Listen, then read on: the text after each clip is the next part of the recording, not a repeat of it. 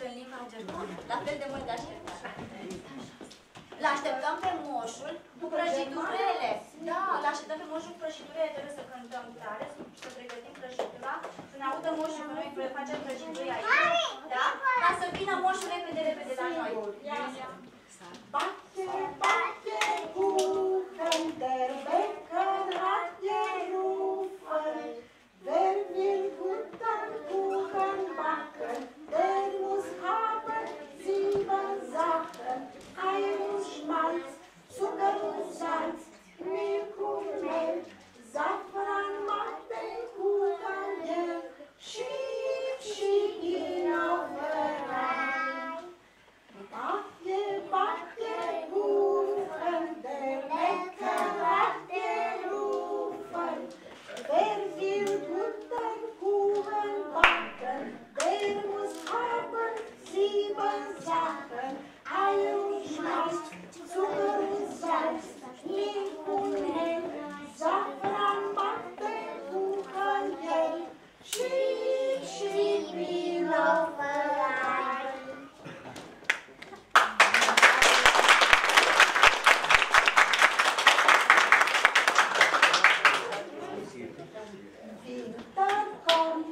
Winter kommt, Flocken fallen nieder. Es ist kalt, weiß ist alles wieder.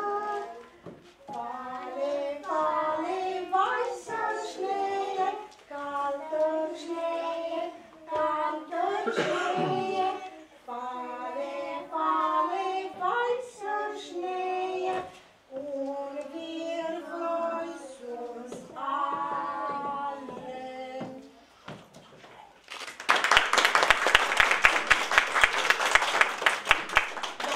Brăduțul, acum vine moșul în jurul bradului, neapărat trebuie să cântănească.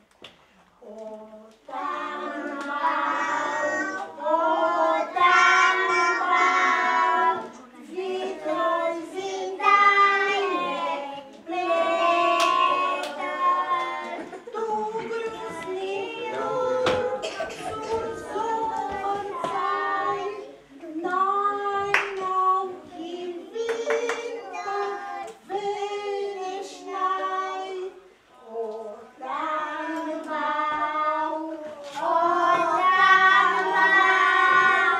wie toll sind deine Blätter.